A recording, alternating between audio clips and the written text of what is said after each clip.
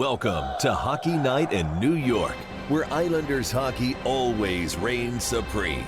Whether you were raised at the barn in Uniondale or born in the stable at Belmont, Hockey Night in New York is your home for all things Isles. Now, let's drop the puck and get this party started. Ladies and gentlemen, it is Hockey Night in New York. Welcome to the program, everyone. It is Sunday, October 15th, 2023. Coming at you live from Floored Media in Rockville Center. Another big show coming up for you tonight. Craig Morgan of PHNX Sports will be joining us to talk some Arizona Coyotes. My name is Sean Cuthbert. With me, as always, is Mr. Stefen Rosner. Stefen, how do you do? I'm doing fantastic, and I think the Islanders are also doing fantastic as they win their season opener. Not bad after the start last night. We're obviously going to get into that. But before we do, I want to remind you all that we are proud to be presented by Blue Line Deli and Bagel. Satisfy your hunger at 719 West Jericho Turnpike in Huntington and 217 Carlton Avenue in East Islip. Check out the menu at BlueLineDeli.com. Also proud to be sponsored by Main Street Board Game Cafe. Find your crowd and unplug your game at 307 Main Street in Huntington Village. And also proud to be sponsored by Razor and Kniff, attorneys at law, New York's premier trial lawyers, ready to fight for you. Check them out at razorandkniff.com, RAISERANDKENNIFF.com. So, Stefen, the puck has officially dropped on the New York Islanders season. Nice little 3-2 victory. Let's talk about it. I think first off, the biggest thing was the strong start. We were, last year that was such a big issue, and you think, okay, 8 days between preseason game and start, you can't come out flat, right? What Islander team were we going to see? You can't come out flat, and if you don't come out flat, that's kind of a fireable offense. They're so antsy to get going, they're all ready to go, and they come out flying. You saw the speed. Every line was rolling. They get 2 quick goals. Brock Nelson, absolute snipe off Pierre Engvall, made a great play along the boards. Yes, he did. Later on in the frame, I think with like 2 minutes to go in the first, Pulak hit the net with a shot. He did. And that produced a rebound that Nelson fired back. Right. Ricocheted off Palmieri's skate and off Clifton at the back post and in. Clifton forgot that he signed with Buffalo this summer. Yeah, rough outing for him. Rough outing for him. And 2-0 lead into the first intermission. Yeah. That was the storyline last year where they had all those slow starts. They were always playing from behind. There was actually a stat on the great Eric Hornick's, the Skinny, the NYI Skinny, saying that I think that was like the first time they only had like 4 or 5 games last season where they were up by 2 goals after like the first and second period. So it just goes to show you they were either playing catch up or they were playing those 1-goal grinded out games, and it became one of those later on in the game. But it was nice to see them get out there, not only score the first goal but get the second one as well, and also their first season opening home win since 1995. I was not even a thought yet, so That is a scary, sad stat. I think they've only played 8 games. They haven't had a lot. That's true. Yeah. Which is weird. Like, why haven't they opened more seasons? I would think that maybe those are national TV games, and the Islanders weren't really good at that moment in time, or those moments in time for many years. So maybe they didn't draw. Thought. I don't know, but the rest is history. They won it, right? And you move on. That's correct. So start the season perfect, 1-0. Let's dive into a little bit more. I want to talk a little bit about the first line to start. Not so much on the score sheet, but how did Barzal and Holmstrom and Horvat look last night? Fast. And I think, Horvat had 8 shots last night. And that's, again, we talk about quality over quantity, right? But at the same time, early on in that game, Devin Levi, rebound control was not good. So I think it was smart for that line and every line to just test him. Barzal and Horvat seemed to be clicking like they did last year. And I thought, again, the question was, could Holmstrom be effective with those guys? He took a lot of, the entire week leading up to it that he can't be that guy. And we'll get to it later, but I thought he did exactly what he had to do. And I think the strongest thing we saw from him was his neutral zone play. Anytime he had the puck along the boards, quick tap pass to either Horvat or Barzal, and the more important thing was it was in stride, which allows for that transition game. Because if those passes are behind either one of those, that ruins the play. And he found time and space. He created lanes and everything for his teammates, and I thought he had a strong showing. Yeah, I thought that even though they weren't really on the score sheet, I thought that line was buzzing pretty well. And, that's something people are going to be, obviously looking at with Holmstrom. And look, a lot of people, they look at the stat sheet, right? If he doesn't have any points on the board, then what did he do, right? But as long as he's doing that job as kind of the third leg, to complement Horvat and Barzal, and they're putting the points up, that's fine with me. As long as the line is successful. I don't care if Holmstrom puts up 30, 40, 50 points, as long as the line is putting up the points they need to and they're scoring the goals that are going to help them win these games. And everybody wants the Islanders to have that sniper to play with Horvat and Barzal. Mm-hmm. Unfortunately for the Islanders, that person is not on the team right now, and in terms of prospects, is not here. Now, people said they wanted Wahlstrom there. Clearly, Wahlstrom's not ready to play. He might say he's ready to play. He needs time. But again, Barzal and Wahlstrom played 25 games together last year. Wahlstrom's biggest issue with Barzal, the shifty kid that he is trying to find the open ice. And they'd run into each other or crisscross each other and get confused. And you need a player that's going to keep it simple. And Holmstrom just went to open space. Mm-hmm. He got the puck off his stick as quick as possible to those guys and just let them do their thing. And that's what you have to do with that line. I think Gaudé would have done something similar. I think Fasching does that as well. Just keep it simple, and Holmstrom did that. Yeah, and why don't you talk a little bit about the swap from the right side to the left for Barzal? I know you put a piece out on the Hockey News. Maybe just let everybody know what the mindset was behind Barzal doing that. Yeah, so obviously he comes into camp the whole summer working on being a right winger for Horvat. He's a right-handed shot. So It was game 3 of the preseason against the Rangers. Holmstrom made a pass. Holmstrom's a lefty and is naturally a right side guy, right wing. Threw the puck across the neutral zone, hit Horvat in stride. Horvat scores on the wraparound. And Barzal said that was a key moment where he realized, one, he'd rather be on the left because he likes to cross over the blue line on his backhand, get momentum to the outside, which makes sense. But also, he saw how effective Holmstrom can be. And I think that just goes to show Barzal's maturity, because it wasn't just focused on him and what he could do and how he's best there. It's he knew how the line could be effective, and he went up to Lambert and said, hey, I'd rather play the left side. And Lambert said, let's try it. And the rest is history, I think, too.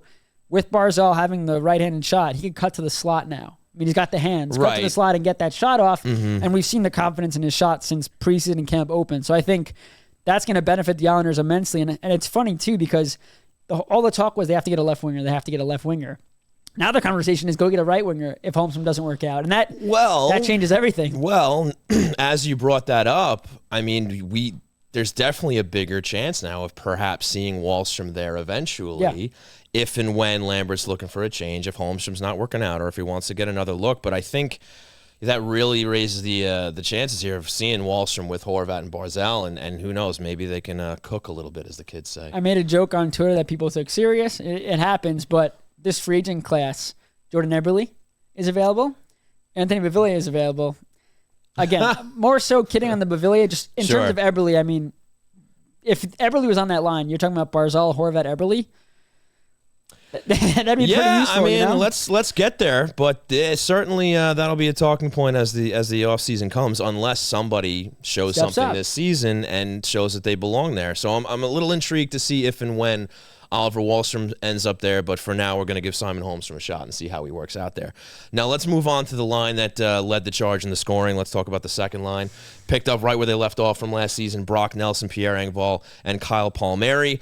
Brock Nelson, goal and assist. Everybody's talking Brocktober. Here we are. It's arrived. And maybe just touch on how they played. Well, first off, I think you got to talk about Engvall. I mean, that was a guy that went under the radar last year because he wasn't racking up the goals and stuff, and that line was flourishing. Well, you saw again yesterday, speed. His speed is ridiculous for how big he is, but also his reach. I mean, the board play that sets up Nelson's first goal, I mean, that's all Engvall there. Right. They don't have that chance. Oh, no, he was excellent on that play. And again, too, you also have to remember, Nelson scored it, but Palmieri getting open to become a pass option made the defenseman have to think about, okay, do I commit to the shot? Or because if I commit to the shot, Nelson's just passing it for the tap-in.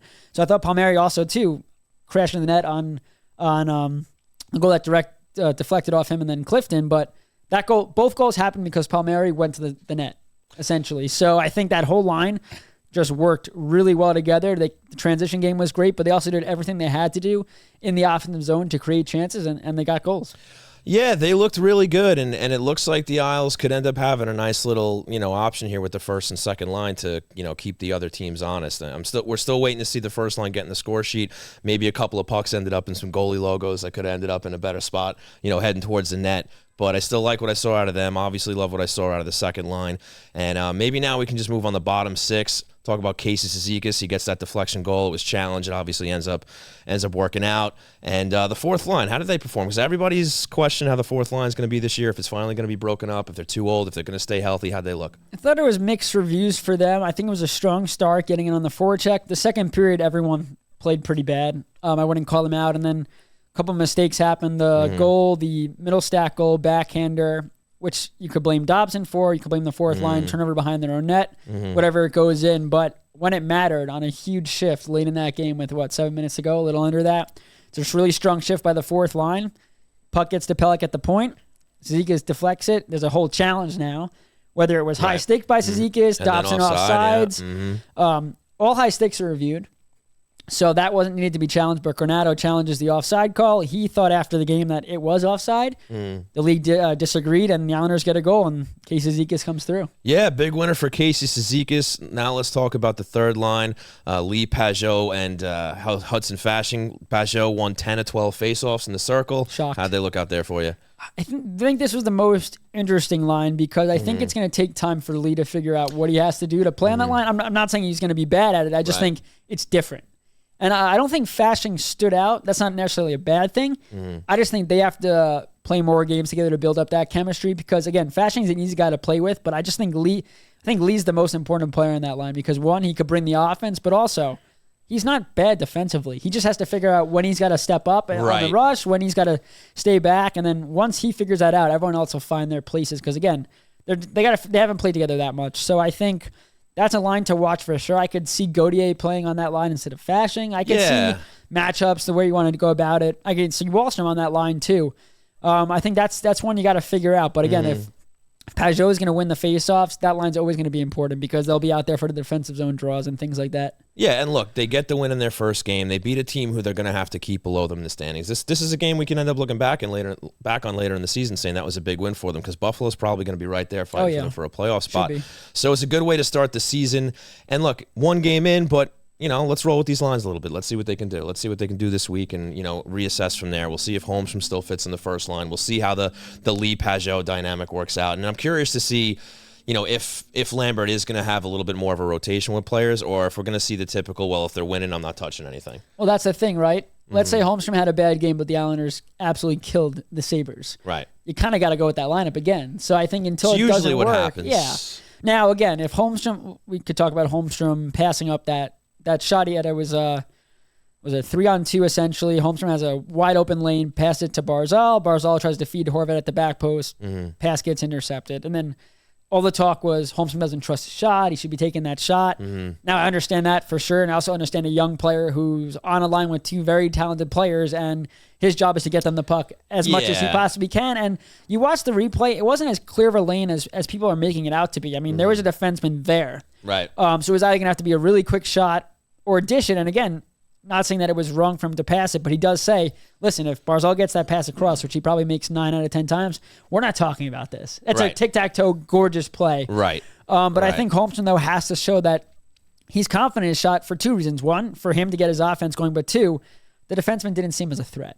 Right? They were able to play the pass knowing, they got the pass off to Barzal, but that defenseman knew Barzal's on the forehand there. He's not scoring there. He's passing it across. So I think if Holmstrom could bury or just get strong shots on goal there, then it forces the opposition to, okay, he's a threat now, and then it opens up more time and space for other people. Yeah, I get why some people might have looked at that play and said one pass too many. I know watching it live, I questioned it too. I saw the replay, and I was like, all right. But yeah, look, that's another thing too that Holmstrom's going to have to do, get a little more confident and established in his place on that line and get more confident in his shot. And again, I think we should roll with it. And why don't we move on to the defense a little bit? You mentioned Noah Dobson's name before. I want to know what you thought about his game. Yeah, bad. If we're just going to be plain and simple, he had a very tough game. We try to be honest on this show. He had a very tough game. And I think it's unfortunate for him because you kind of look at this season being with Pelech as kind of like a new slate. Just because he's playing with a veteran guy, their best shutdown defenseman, and you just saw the same mistakes you saw at the end of last year or throughout all of last year. You didn't see any strides. Going behind the net on that middle stack goal, you got Martin back there. There's no reason to leave the front of the crease. And at the same time, you saw a guy like Romanov having an excellent game. Yeah. So I think the disparity there in terms of growth from Romanov and the growth of Dobson, and Romanov's been here a lot shorter time.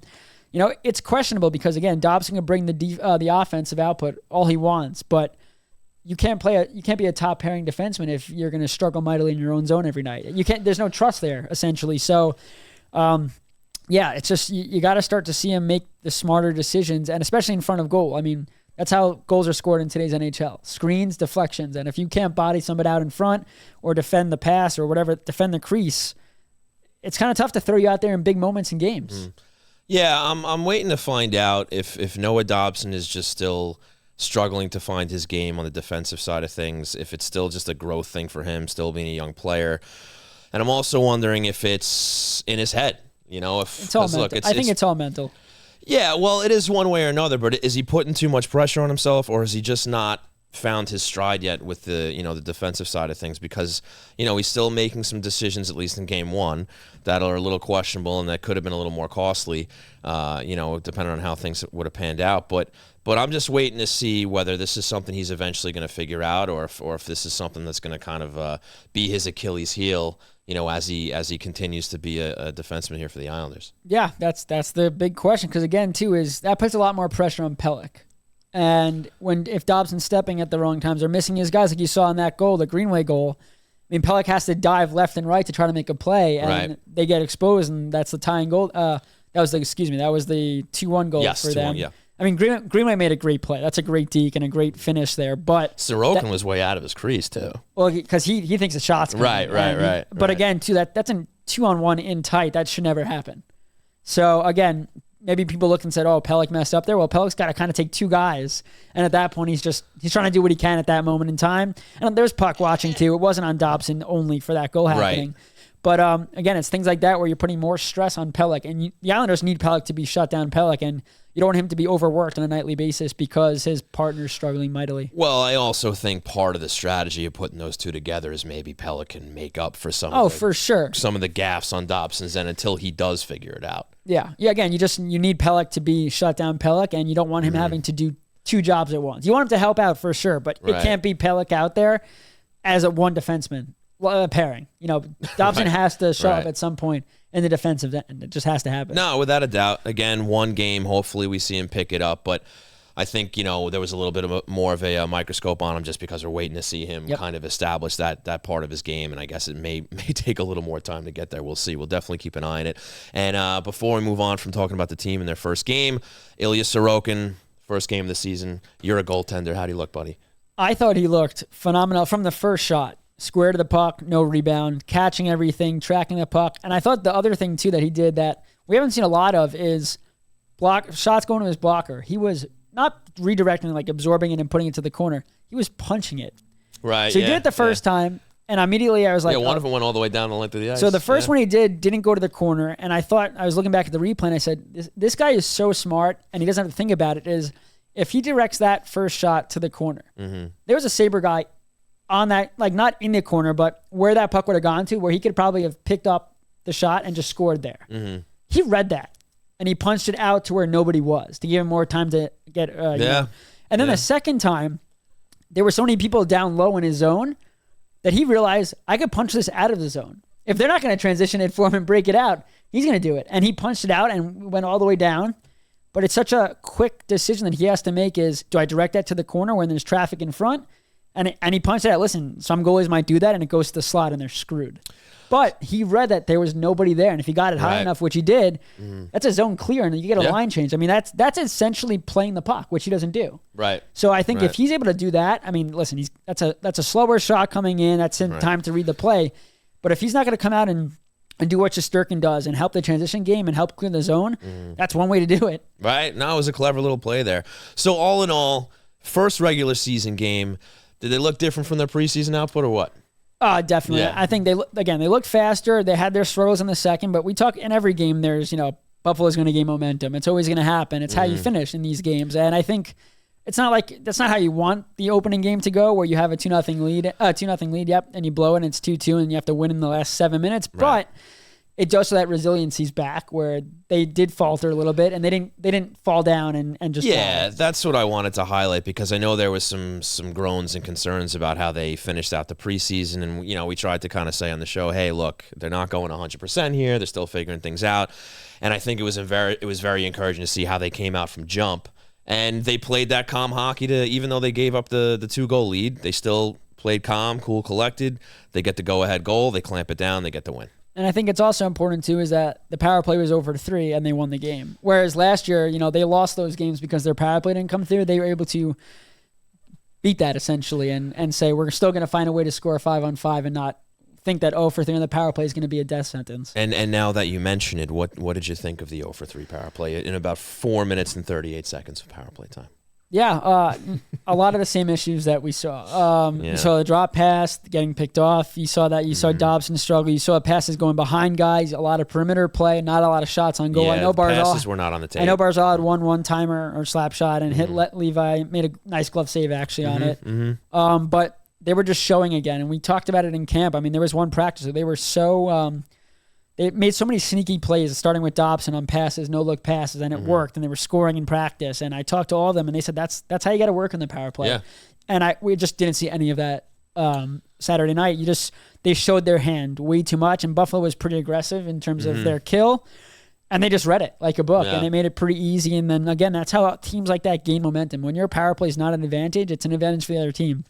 Right, and the good news is on the flip side, the PK was successful. They didn't give up any power play goals, so hopefully that continues to be a strong suit for the team.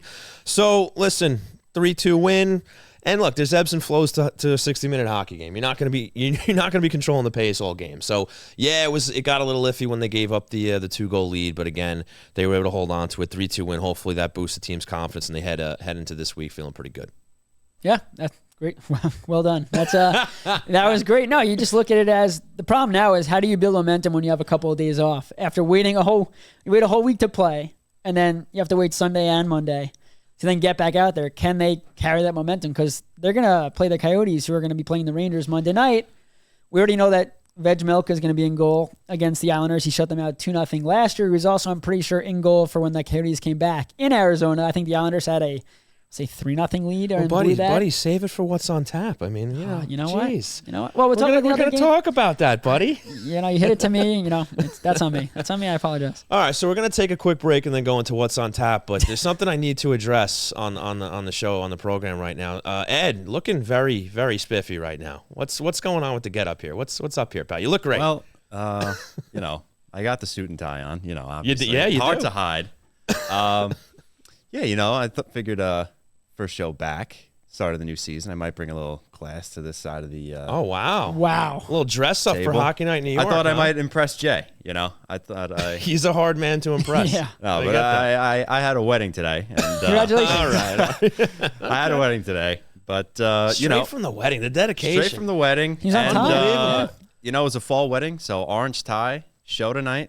Buddy, it works. Navy and orange, You look great. You look start like of the new season. Well, I think we're gonna make this a regular thing, Ed. You're gonna have to wear a suit for the rest of the season. Can I do the anchor Into thing the where spring, I'm in boxers on the bottom and I just wear the top suit? That'll make me a little uncomfortable. I So I prefer if you kept the pants for on. us, yeah. Yeah, For the even though folks the at viewers don't see it. Yeah, but I'd like you to wear pants as well. All right, we'll wear pants. All right, so why don't we take that break? Thanks to everyone for tuning in to twitch.tv/Hockey Night NY. We'll be right back.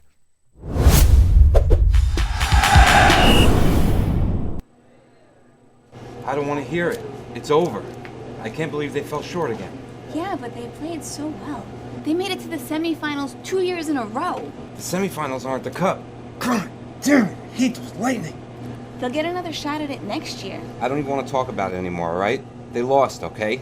Let me just sit here and enjoy the one thing that makes me a little bit happy. This fresh, delicious, tasty, meaty, turkey-filled Blue Line Combo. I eat 3 every day to help keep me strong. Hey, Donnie, can I have one of those? Coming right up.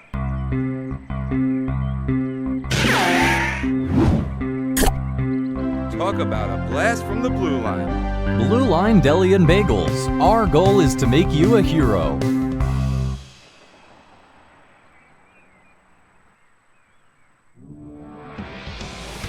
And now, it's time for What's on Tap a look ahead at the Islanders' upcoming schedule. That's right, ladies and gentlemen. It is time for What's on Tap, a look ahead at the Islanders' upcoming schedule, which Stefen got ahead of himself a little bit there, but that's okay. We'll backtrack a little bit and we'll get it going. If you didn't know, they play the Coyotes on Tuesday. They do. They play the Coyotes on Tuesday.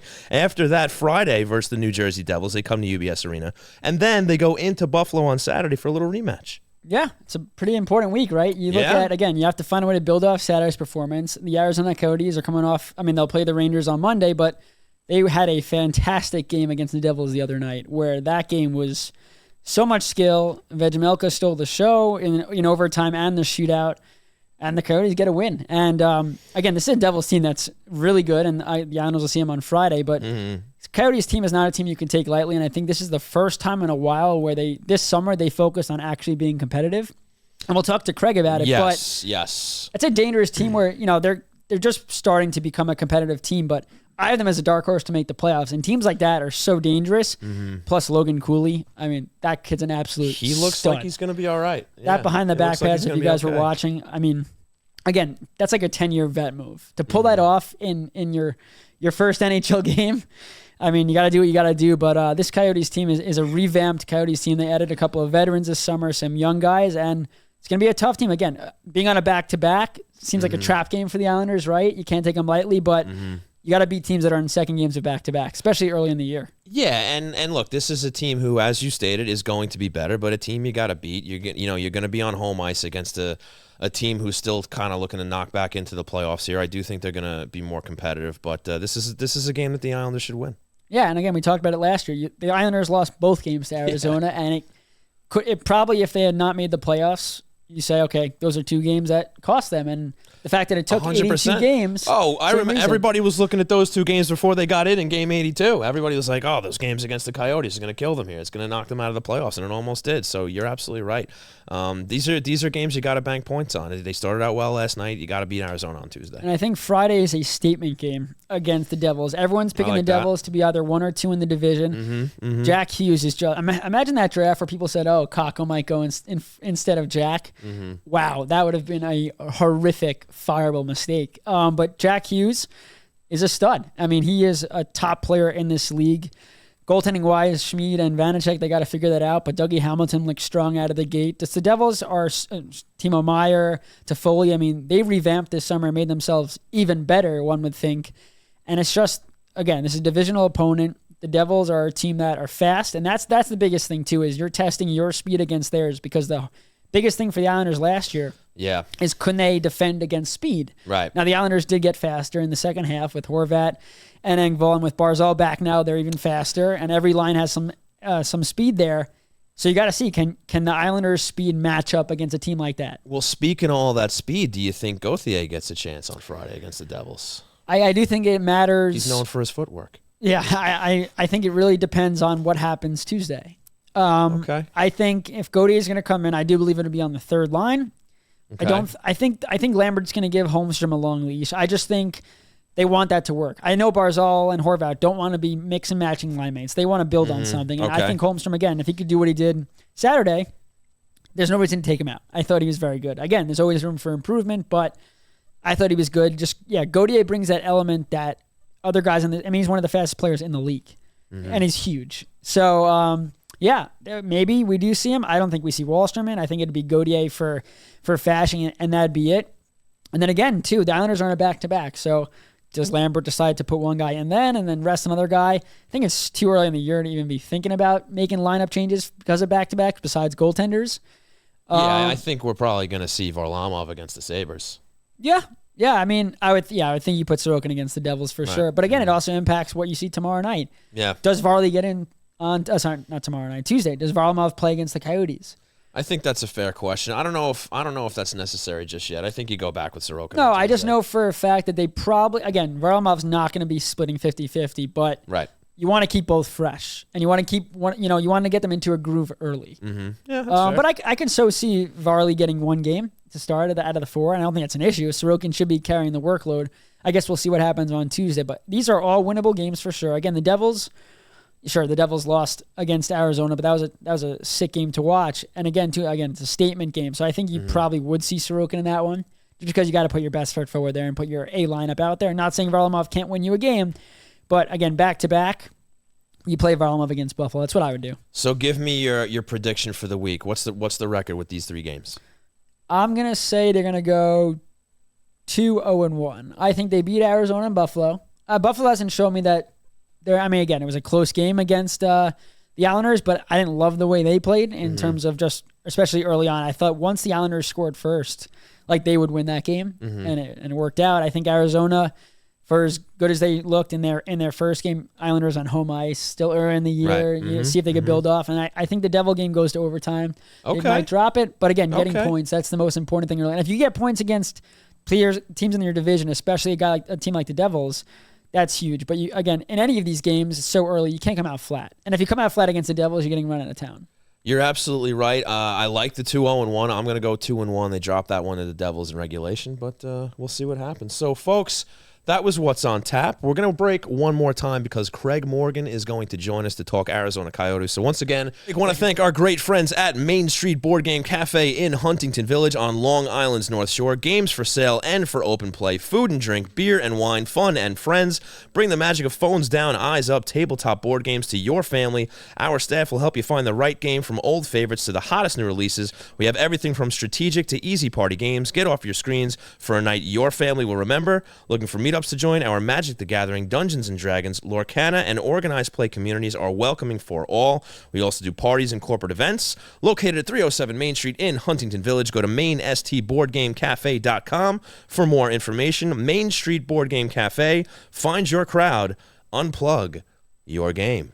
Thank you for tuning in to Hockey Night in New York at twitch.tv/HockeyNightNY. We will be right back.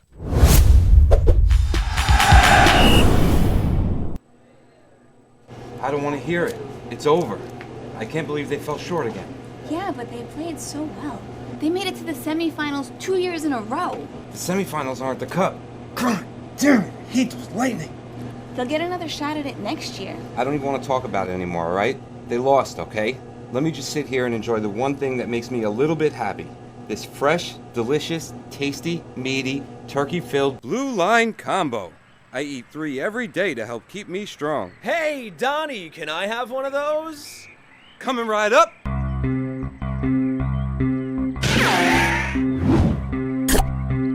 Talk about a blast from the Blue Line. Blue Line Deli and Bagels. Our goal is to make you a hero.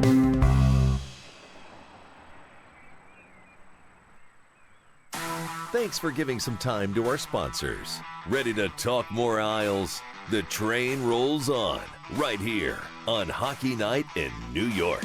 That's right, folks. The train rolls on here at Hockey Night in New York. And from PHNX Sports and an NHL correspondent, Mr. Craig Morgan is joining us to talk some Arizona Coyotes. Craig, how we doing? I'm great. How are you guys? Doing excellent. Thank you so much for taking some time to join us on the program here tonight. So the Isles face off against the Coyotes on Tuesday. I want to talk a little bit about the team. But before that, Craig, can you give us an update on the arena situation going on down there in Arizona? And maybe just talk a little bit about Mullet Arena, the fan experience. Obviously a very unique situation down there. I would love to get over there for a game because it looks a lot of fun. But maybe you can just talk on that a little bit to start. Sure. As far as the arena update, gosh, I've been talking about this story for 15 years. So sorry about that. No, it's all right. Obviously, everyone is hoping for a resolution here. Yeah. Earlier, I'm sure you guys are aware, the Coyotes put a letter of intent in on a piece of land in Mesa. I think they are also planning soon to move on another piece of land in East Phoenix. I think it's down to those two, to be honest, those two potential sites for where they could build the arena. Of course, they'll still have to close the deal. These things are complex. It's not as simple as just buying land and erecting an NHL arena. But as we saw with the Tempe vote, obviously that fell through. But that's where we're at. Gary Bettman, of course, way back at the draft, said that he hopes to have an announcement coming from the Coyotes around the All-Star break. So that's the timeline they're on. I think they may actually announce something preliminary a little sooner than that. So we'll see how it goes. But in the meantime, as you mentioned, they're playing at 4,600 seat Mullet Arena, which is home to Arizona State's Division I hockey team. It's obviously a challenge revenue-wise. There are a lot of people around the league that aren't happy with it because it impacts league revenue. But if you ever get a chance to get down there, it really is a unique experience. It's a loud building. The ice is fantastic there, so the games are fun to watch. And they were a pretty good team at home last year. You can't keep doing this, right? They can't stay there for 4 or 5 more years. Well, that's what I wanted to ask you, Craig. I mean, it sounds like there's a little bit of optimism if there's some announcements coming, but wasn't that like a 3-year deal here with Mullet Arena? Am I correct in that? No, it was a 3-year with a 4th-year option. But as I reported at the time, Arizona State told them, look, if you need to extend it past even that 1-year option, the 4th year, we're open to that. So it's not going to be a problem. It's not like they're going to get kicked out. The question I have is the Board of Governors really going to say, yeah, go ahead and play seasons 5 and 6 at Mullet Arena? Yeah. That's kind of what I was wondering. I mean, how long is the league going to let this go? I mean, maybe they have some kind of internal deadline here saying, okay, look, if they don't work it out by year X, like it's time to start thinking about somewhere else, right? Well, this is, when I look at the situation with the Morello group, with Alex Morello as the owner, they've had a couple possibilities. They had something with ASU way back when Aaron Cohn was still the president of the team, and I know that fell through because they couldn't fill the sports book on basically college-owned land for obvious reasons. And then you have this Tempe plan that, honestly, I thought was a great deal for the city, and so did most politicians and business leaders, but they got out-campaigned and they lost that vote. So now you've fallen through twice. I have to believe this is the Morello Group's last chance to get this done before the league moves on with something else. Now, I know there's a lot of talk about them moving to Salt Lake City. That's the rumor du jour. I could probably check off 10 other cities that they were supposedly headed to in the past, and it didn't happen. Right. I'm still going to keep in the back of my mind, as long as they have someone, and I've been told, and I haven't verified this, it's just rumor that there are a couple other potential local buyers if it comes to that. The league keeps saying they're not for sale. They're not for sale. So maybe it comes to that at some point. I really keep in the back of my mind that if the NHL wants to make as much money as possible, why on earth would you go to one of these cities that is willing to pay the expansion fee, which could be like north of $1 billion? Why would you relocate a team when you could get that fee instead? I always follow the money. So we'll see how it all plays out. All right, fair enough. Craig, my question to you is what if they make the playoffs? Great question. Like, are they going to have to do like a different site? Are they going to pack that place? I mean, that's revenue that they're not going to be able to make if they're only selling out that place. I literally asked Deputy Commissioner Bill Daley that question, and he told me I don't see any reason why they wouldn't play playoff hockey. They haven't discussed it, but I don't see any reason why they wouldn't play playoff hockey there. Wow. I thought of one good reason. I don't know if you guys, I don't know where the media is sitting, because there's a rail above the top row in the seats where they put media now. And which is, it's a tough situation, as you know, because fans stand up in front of you and then you can't see the game that you're supposed to be covering. But if they make the playoffs, they're selling that rail. There's no way media are getting that. There's a tiny press box that was built for college. The NHL takes that over for their stats crew. So I'm looking around. I'm like, what does the catwalk look like? Could I sit up there and watch games? Because I really don't know how I'm covering the playoffs if they make them. Wow, yeah, that'll be an interesting issue to keep an eye on if it looks like they're going to the playoffs. But let's talk about the team on the ice now. They made some pickups. There's some fresh faces. You're looking at guys like Zucker, Dumba, Dermott, Sean Dursey. It looks like, as Stefen said before you came on, it looks like Arizona's finally looking to compete. How does this team look with these new faces? And what's the buzz with the fans around the team? Are they excited? Are they optimistic? They are absolutely optimistic, and I think it's born out of more than simply the moves that they made this offseason. They are – sorry, guys, I'm on the street here, so you may hear some street noise. I think it's born out of the fact that they've watched what the hockey operations staff has done, Bill Armstrong has done since he came on board with the support of the Morello group. That can't be ignored. He's built a really good scouting staff. He's built a really good development staff, and they have committed to accumulating those draft assets to get prospects in the pipeline. I've covered this team for a long time, and they have failed in those areas for so long. It is nice to see a hockey operations staff that really knows what it's doing. And I just believe that this staff is as locked in as I've ever seen with the Coyotes. So I think there's a lot of confidence coming from that. Fans are always going to think, yeah, we can make the playoffs this year. Bill Armstrong has come out and said, I don't think this is a playoff team this year. If they surprise, so be it. But they are absolutely moving to become more of a competitive team. They moved out of that that initial stage of the rebuild. Part of that is also you got core guys like Clayton Keller, Lawson Krause, who committed to this program. You can't say, well, yeah, it's going to be another 5 years before you have a chance to win. You have to make some concessions to them and more importantly, their agents. So that's part of what's happening here. But when I look at the roster right now, I don't know yet. We've seen one game; they looked awfully good in New Jersey. We'll see how it shakes out. The top line obviously was incredibly productive last year with Clayton Keller, Nick Schmaltz, and Barrett Hayton. I really want to see what Logan Cooley can bring. I don't want to. I hope they don't put too many expectations on him, but my God, guys, this kid is as skilled as any player I've ever watched on the Coyotes. He looks special, that's for sure. That backhand pass. Oh. And, I mean, are the days of taking on, like, bunk contracts finally over for this team? You know, they were doing a lot of teams some favors. The Islanders are one of them. And you wonder, is it finally, you know, is that time finally come to a close now that it looks like they're trying to be more competitive, where they're not going to be doing these, you know, get-out-of-jail trades for other teams here?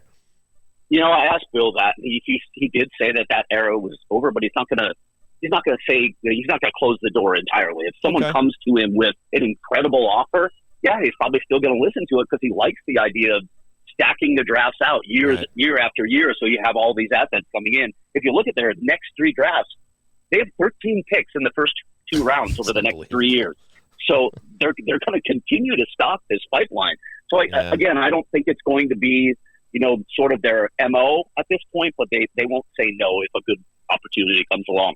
Okay. And the Islanders can't buy a first-round pick. But, Craig, I wanted to ask you about Karel Vejmelka. I mean, to me, he's criminally underrated. What have you seen from his development over the last couple of years? Well, he's just such a surprise, right? They bring this kid in, and he was supposed to be going to Tucson. He was going to be one of the 2 goaltenders in Tucson, and he played so well in camp that he ended up being the starter. Of course, Carter Hutton was here, and Carter Hutton, his short era here was disastrous, and that was part of it. But Karel Vejmelka played really well for him. It's hard, and I saw you having a conversation with someone on Twitter about this, Devin. It's hard to judge him, right, because he's playing behind the team that he's been playing behind the last 2 years. This will probably be a good season to judge Karel. I think they're going to defend better. I still think their blue line is the weakness of the team, but they're going to defend better. So we'll get a really good read on him. He has 2 years left on his contract. Curious to see what his future looks like, especially because they just signed Connor Ingram to a 3-year extension, and Connor Ingram was terrific over the second half of last season. So it's an interesting goaltending situation right now. And Craig, who are the Islanders going to have to key on? I mean, obviously there's probably some names that are going to pop out that are pretty obvious, but who are the Islanders going to have to key in on Tuesday to make sure they're keeping them off the score sheet? Well, it absolutely starts with the top line, Keller, Schmaltz, and Hayton. And I don't know if this is going to continue either, but Nick Schmaltz was the best Coyote on the ice in that game in New Jersey. The thing we've always seen from him, he can carry the puck through the neutral zone with greater speed than just about anybody in the NHL. It's not Connor McDavid, but that's one of his greatest assets, and he's incredibly skilled. But when I watched him working the boards, winning board battles, that was, to me, like a new development in Nick Schmaltz's game. If he's going to play like that line could be just absolutely terrifying. They're one of the top 10 scoring lines in the league last season. And the other thing that may work in their favor, and it'll work in Logan Cooley's favor, is the Coyotes have 3 legitimate scoring lines now. They didn't have that last year. So there's going to be more things for opponents to have to key in on. Sure. Like I said, that'll help Logan Cooley, but it'll probably also help that top line because they won't get all of the attention. Right. I thought Sean Durzi, Craig, this summer was a really low-key acquisition, but what have you – I mean, he looks great, but what have you seen from him during camp and in that first game? Well, they really got him to develop a quarterback for the power play. They really like what they saw from him there, and he's looked good in that role, but he's a young defenseman, and I have to be honest, he's going to have to work on a lot of the defensive sides of his game. He doesn't defend well in his own zone. He's got a lot of issues defensively that I know they're going to be working on with him. And again, he's a young defenseman, and in my opinion, that's the toughest position to play in this league.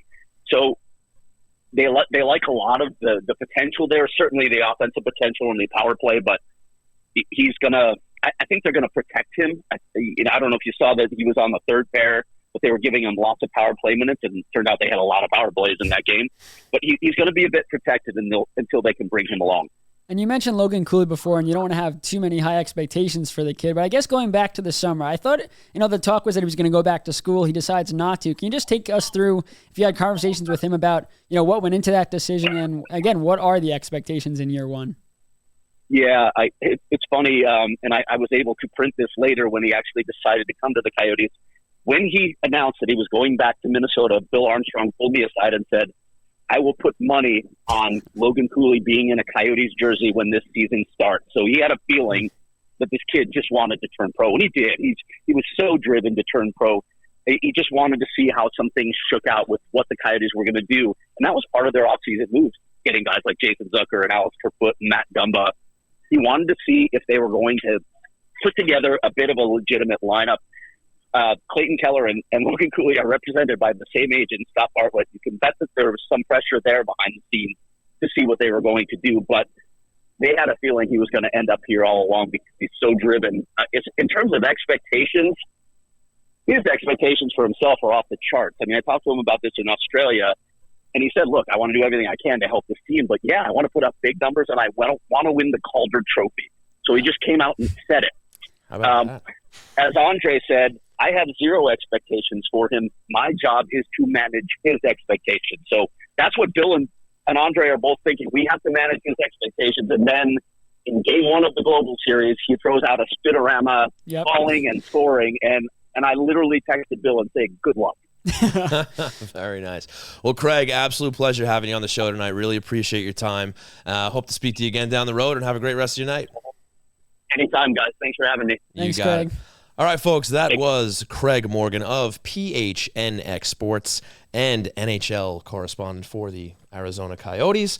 So great stuff from Craig. And hey, Ed, what do you say we go into the Hero of the Week, buddy? Ooh.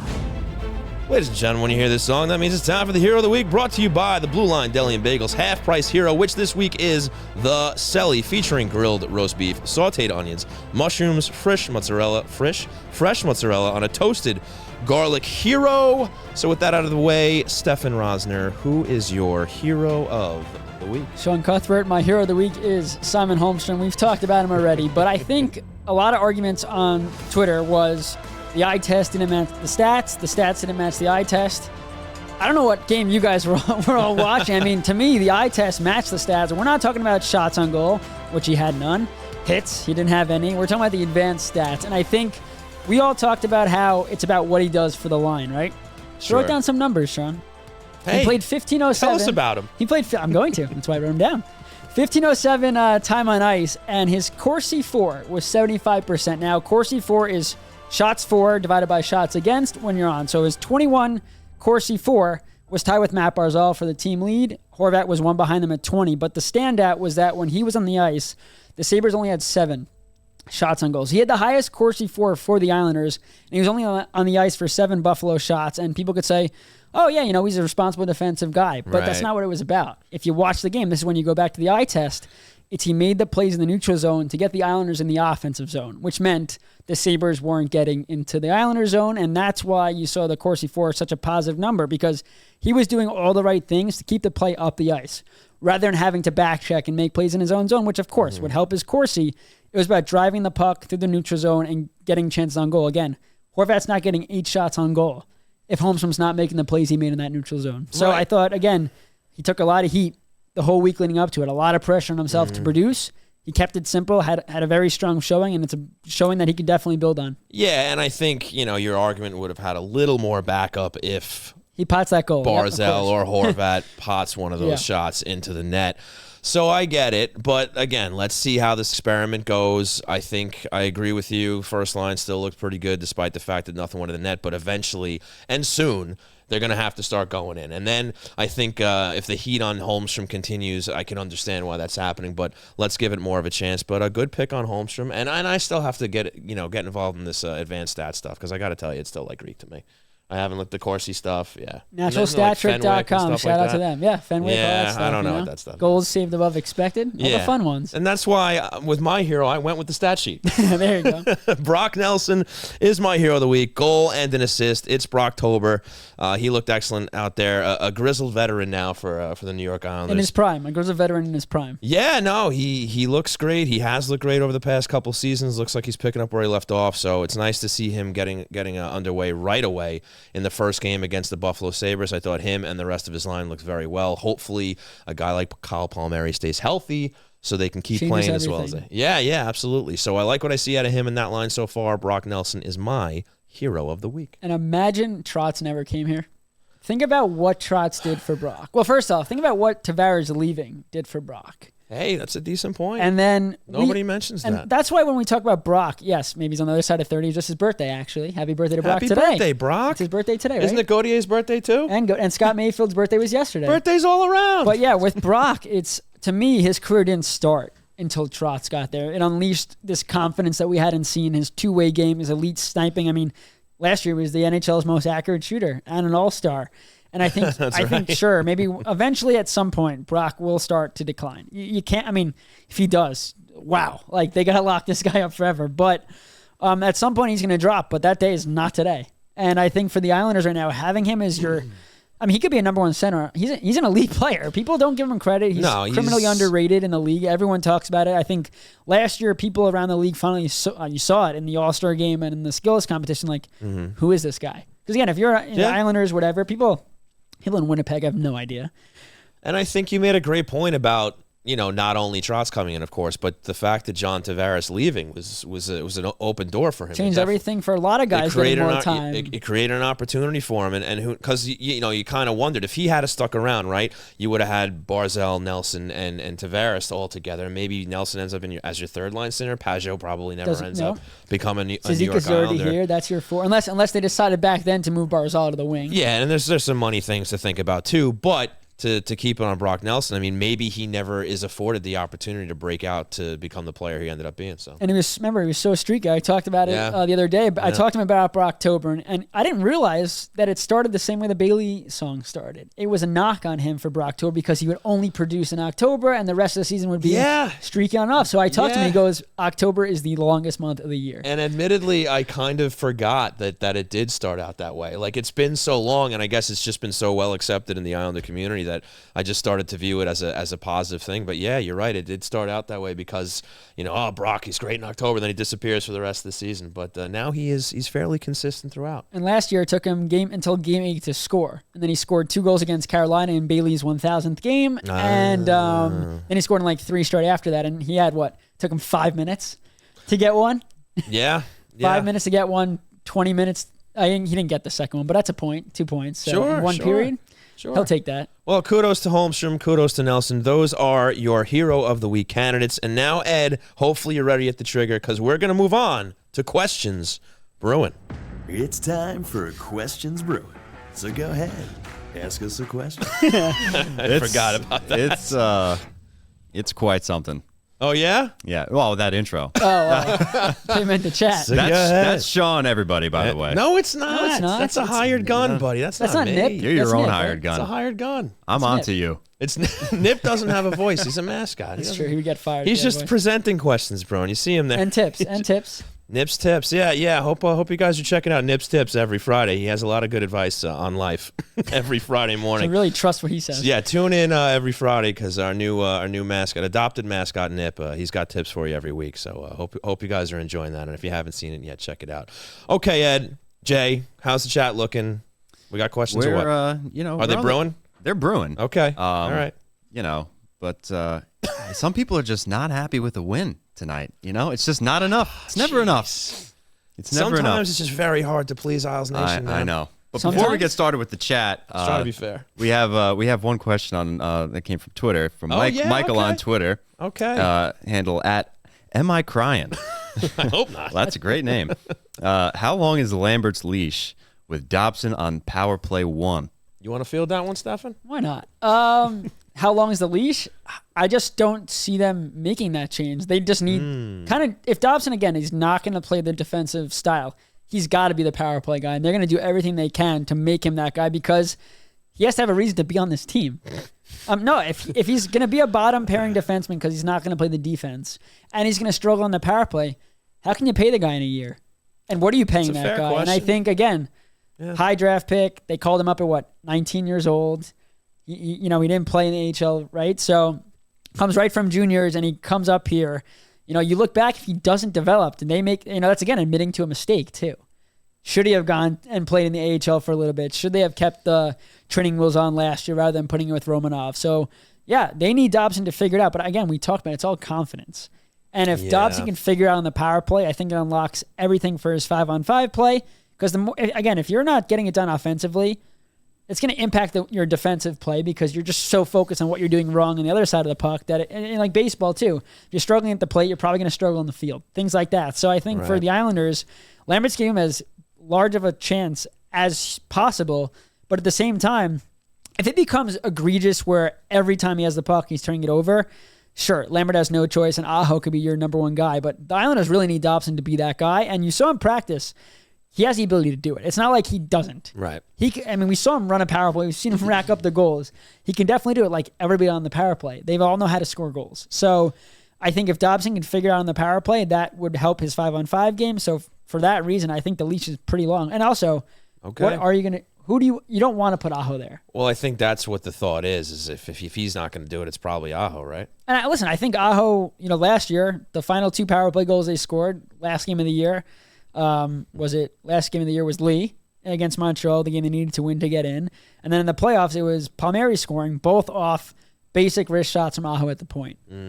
But again, if Dobson figures it out on power play 1 and he's able to open up some ice for Barzal and Horvat and that power play starts clicking and you have Aho as your second quarterback, just makes this team so much deeper and tougher to defend against. Yeah, big focus here for Noah Dobson. We'll see how it pans out. Ed, have you got any nice comments on the suit? Oh, yeah, plenty. Good, that's what I like to hear. Actually, I had one degrading one. Enzeb asked if this was a rental. Absolutely not. Very Absolutely nice. Shots not. fired, yeah. Love that. All right, what do you got next? This next one is a very special question from none other than Stefen's own girlfriend, Alyssa. And Alyssa would like to know, how much do Ilya and Brock's backs hurt? Yeah, probably a lot, but they have great trainers, though. I know that for a fact. And I think this is the year finally where Brock shouldn't have to carry the workload. The last couple of years, again, whether it be through injuries or anything like that, it was the Brock show. And if Brock carried the offense for back-to-back years, so this year his back shouldn't hurt as much. And for Sorokin, we talk about the defensive structure and breaking out of the zone. I mean, Sorokin had to be brilliant last year. He was a Vezina candidate because he had to do everything. But you look back at the Leonard year, right? That whole year was Leonard that good as what the stats showed? Probably not, but their structure made it easy on him. And I think this is the year, especially you got to figure out if Dobson can shore up his defensive game. But if you could have 2 strong pairings and have Mayfield and Aho down there and the forwards are getting back and that structure is tight and stopping guys from getting to the front of the net, that's one, going to allow Sorokin to play more games because he's not going to be as tired. He'll be more ready if they do make the playoffs. And it'll just make him more confident in himself because he doesn't have to focus on those 3 or 4 saves he has to make one after another. It's okay. Like yesterday. He had the time, and maybe it was a short amount of time, to think blocker out to the zone. If he was under fire, under siege, he's probably just stop the puck. And that we know that's his mindset. And I think less pressure on him, he can make some of those plays that go under the radar that help the Islanders get more on the offensive attack. Yeah, and they're going to be 2 of the key reasons why they either succeed or fail this season. Yeah. But yeah, hopefully the responsibility is spread out a little more. Let me ask you this before we go on to the next question, Stefen. How many games are fans going to give Bo Horvat to score his first goal before they start regretting? I think it ultimately depends how many assists he racks up. Because, again, we saw in training camp and preseason, Barzal was the one burying. Yeah. Horvat was the one. I think Horvat could set a career high in assists. I really do. I think Barzal is going to set a career high in goals this year. I think it's just the nature of the beast because we know for a fact that the defense or whoever the forwards back checking are is they see Horvat as a threat for the shot, Barzal as the pass. So they take the pass away. Barzal has to shoot, and he's shown the confidence, and vice versa. Barzal starts shooting. That's going to open up the ice for Horvat. So I think this is truly going to be a year where you see this duo just unleash hell, essentially, on their opponents. But again, they got to get going now. Creating chances is great, but if you don't finish, then it's kind of worthless. Yeah, sooner than later would be great. Ed, what do you got next? We got next up from Trottier19. Hello, Trottier. Speaking of the power play, you were talking a bit about that before, Stefen, with Dobson. He wants to discuss the power play, and he asks, why don't guys move on the power play? They stay in the same spots and just pass. Easy for opponents to cover. Is it coaching or bad personnel? Want to take this? Okay, I'll get it started. Yeah, we talked about this last week, and we thought we were going to see, as you said, a little more movement on the ice. There's a little more deception. And, yeah, that was a big part of their problem last season, is that they were very stationary, very predictable, and it made it very easy for penalty kills to be aggressive on them and, force turnovers, force pucks out of the zone. And, I was a little discouraged to see that it kind of looked a little too much of the same, and maybe they still got to find their groove, fingers crossed. As far as coaching versus personnel, I'm still leaning more towards personnel. Because they're ultimately making the decisions on the ice with how they're going to move on the ice, how they're going to pass the puck, who they're passing it to. I mean, yes, there's strategy in play that comes from the coaching staff, of course, but I think it's really on these guys to figure it out and get themselves in the right headspace to have a successful power play. I think with McLean back, the onus we talked about, the onus is on the players. Clearly, Lou did not think that it was the coach, which meant he was saying it's on you guys. Right. And I'm more intrigued by power play too, with Pulock being in the one-time spot on the left, because maybe if he hit the net on that Palmieri goal, which ended up being Palmieri's goal, but that's what he has to do. I talked to Pulock and I said, essentially, how do you get more consistent with your shot? Because you have an absolute cannon and they could use that to their advantage. And he's shown it before. And he said what he does, he looks at the net and picks half the net that he wants to hit. Now, some people said, well, if you're cutting the net in half, that means you're more likely to miss. But at the same time, you're keying in on one spot rather than just too much net and not thinking, maybe. And the other thing Pulock said was he's going to take a little bit off his shot. Again, too, when you have a hard shot like that, the goalie can make the save, but that puck is probably bouncing off him. Right. And with so many bodies in front, I talked to Parise about it. When he saw guys like Pulock wind up, he didn't stay in front for the screen. He moved. Right. Anticipating where the rebound was going to go. And who cares if Pulock, sure, if he gets one teed up, we could go short side or high glove side, whatever the case may be. He's going to let it rip. But at the same time, if he sees bodies in front, take a little miles per hour off the shot, go for the low pad, you're probably going to have a better chance with chaos. Oh, no, listen, if easing up on the shot is going to put more accuracy on a shot, please, by all means, do that. Because we've joked around about how shots seem to go up, down, left, and right away from the net. So if that's what it takes, fine. I'm curious to see how it goes, too. And look, it didn't, as you said earlier, it didn't burn them in their first game against Buffalo. They still were able to win the game, get 3 goals on the board, despite going 0 for 3. But yeah, I mean, look, we're obviously going to have eyeballs in this all season, and it's gonna be a narrative, it's gonna be a storyline, whether it helps or hinders them. But yeah, it wasn't an encouraging first game on the power play, but hopefully they pick it up. And Barzal said, he goes, it has to be better. Like if we want to make the playoffs, it has to be better. And again, talk is not the same thing as actually going out there and getting it done. And Score some goals, buddy. He made a statement. And shout out MSG for putting my tweet on TV yesterday. That was pretty cool. I appreciated that. Congratulations. That Barzal told me, and he said, it was actually in a group scrum, that Dobson's the quarterback on the power play. If he's moving the puck, it gets us going. So he has to be the quarterback. He's got to create lanes for us. And again, we all know it starts with Dobson, which is why I don't think he's going to have a short leash, because when Dobson's going, you could see it. And the confidence grows, and he could so be that guy. It's just about getting him to that level this time. We shall see. Ed, what do you got next? Next up is from Mr. Tom Boyle. T. Boyle. He wants to know, is Arizona making the playoffs this year, and are the Islanders a playoff team? Well, Stefen already gave his prediction for the Coyotes. I think the Coyotes are going to surprise a lot of people. Now, again, that's a large jump to go from pretty bad team for it feels like generations to making the playoffs. But like Craig said, is that top line maybe Hayden, those guys aren't like big name guys outside of Keller, but they just find a way to get it done. And like he said, they have goal scorers throughout that lineup. They have D that activate off the rush. They have a good goalie in Vejmelka. I mean, when you have a goalie like him, maybe he's not going to be a top 15 goalie in the league in terms of when you think of the top 15 goalies in the league, but again, very underrated. He gets the job done. And teams like that are people maybe, okay, we're playing a back-to-back. We're playing the Coyotes. We're going to rest our starting goalie. We're going to do that. Then they beat you. I mean, they beat Arizona. I feel like they beat Toronto every time they play Toronto. Yeah, no, that's the thing. Now, Toronto doesn't have to worry because they just dominate the regular season. But for other teams that are, maybe they're wild card teams, they might They take playing Arizona for granted. They come out slow. Yeah. You can't do that. Of course, Right. you can't do that against any team in the league. Right. And you did it against Arizona last year when they weren't good and they beat you, like the Islanders. They took their foot off the gas a couple of times and got burned, and now they got better. So you can't sleep on this team again. You just saw what they did to the Devils. That was a statement win for them that, hey, Sure. we're going to be on the road. We're going to come into a team that's probably going to be a top 5 team in the East, top division guy for the team for the Metro, and we're going to beat them. So, Yeah, I mean, no, it's impressive. I mean, look, the start of the season is always a little wishy-washy, right? Because you do get some teams that come out like a cannon, and then all of a sudden they come back down to earth. We've seen Buffalo do that 1,000,001 times, I feel like, over the past decade or two, right?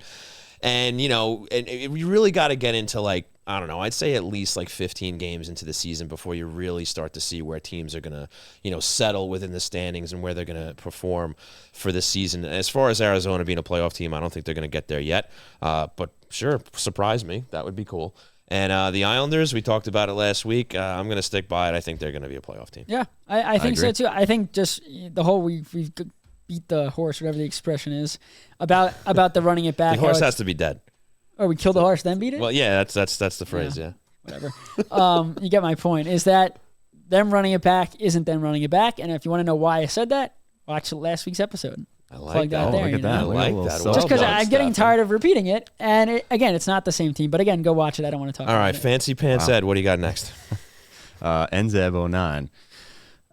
Can we now say that the trade of God, I always butcher his name, Toes. Taves. I know, but the W almost makes it look like a more correct Look, spelling version everybody of Toes. who saw the spelling of that name for the first time thought it was Toes. It's a bad habit. Until they heard it was Taves with Jonathan Taves. Yeah. All right. So Taves, can we? All right. Can we now say that the trade of Taves and leaning on Dobson was a big mistake? It's twofold. Go ahead. Go. You go. It's not looking good right now. It's not. But again, I mean, look, could there have been other decisions that could have been made at the time? Yes, and we're not going to take the time to try to, speculate what that might have been. But we know that it was a forced trade, that Lou came out and said he did not want to make the trade. And he got 2 picks for him at the time. And, yeah, right now it doesn't look great because Taves has become Taves in Colorado. We know what he's doing out there. He's already got a ring. And Noah Dobson, while still being a 50-point scorer, has a lot to, figure out on the defensive end of things, and he's not as reliable as Taves yet. No. So right now, the bet on Dobson doesn't look great, although, you still can't discount 50 points back-to-back, essentially, 49 last year. But that's nothing to, bat an eye at. Has it been perfect? Has he been as good as Taves? No, he has not. Does he still have a chance to be? He's still only 23? I was going to say, Taves is much older. Taves broke into the league at 26. Right, it took him a lot of seasoning down in Bridgeport. And I'm not saying Pellick isn't an amazing defenseman. You know he is. Taves is playing with Cale Makar.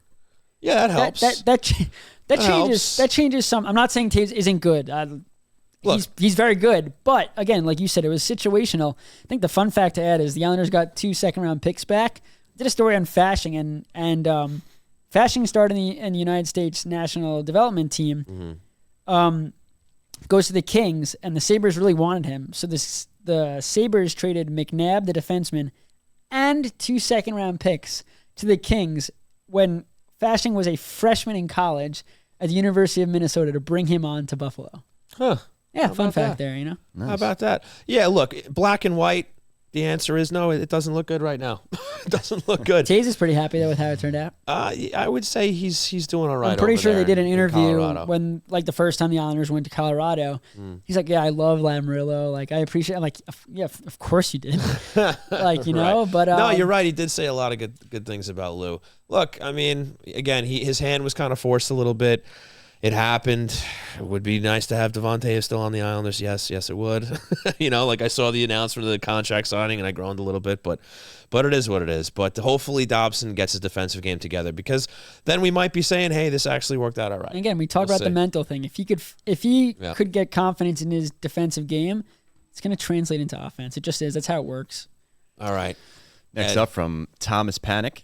How much do you think the pandemic and the AHL minimum wage rule hampered Dobson's development? We just talked about it. So the AHL rule is you can't. What's the age? You can't be it 19? I think it's 19. Yeah, I think you have to be 19 or older. Yeah, so we saw it with Isaiah George this past year, not with the pandemic rule, but in terms of Isaiah George could only have made the NHL roster or he goes back to juniors. And when you send a player back to juniors, you cannot bring them to the organization until their season ends. You have to make a decision. They stay on the NHL roster as a seventh defenseman or in the starting lineup, or they go back to juniors because, again, there was no ability to just put Dobson in the AHL and bring him up. It was he goes back to juniors. Right. And they lose him for the whole year, and he develops down there. But he was ready, I think, after June. I don't think it would have helped him to go back down there and dominate like he did. Like, I don't think that helps a player. Now we saw with players like Dufour, obviously was an overager there, and Maggio, and they both had ridiculous years.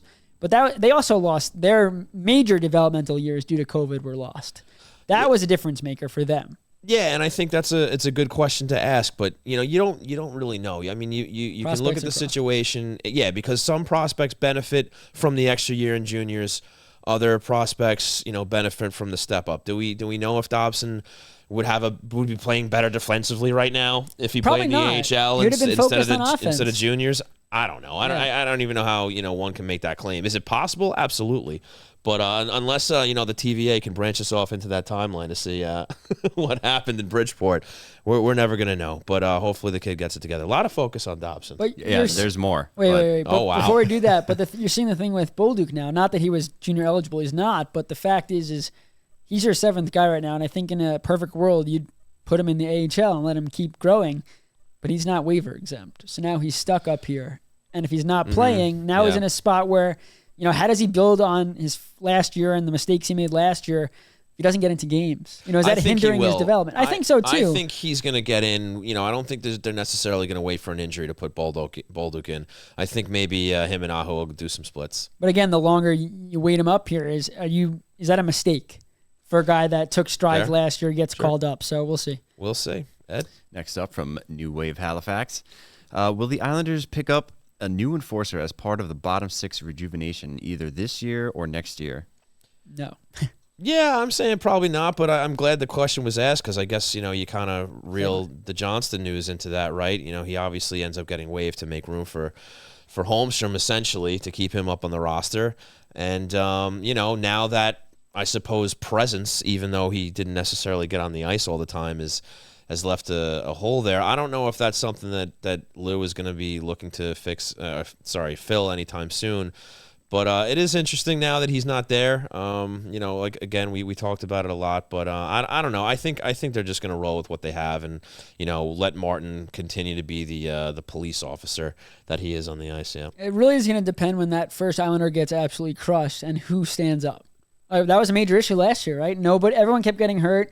There was no retaliation, which, of course, some teams don't want that retaliation. But at the same time, the more times you allow hits like that, teams are going to take advantage of that. But in terms of Ross, again, he wasn't playing a lot. Right. And I think with the Ducks, it's a huge opportunity because, everyone's like, why would a team pick up Ross Johnson as 1.1? Well, by adding Ross, they still had like $8 million in cap space. And Killorn, a grinding forward who stands up for his teammates, is hurt.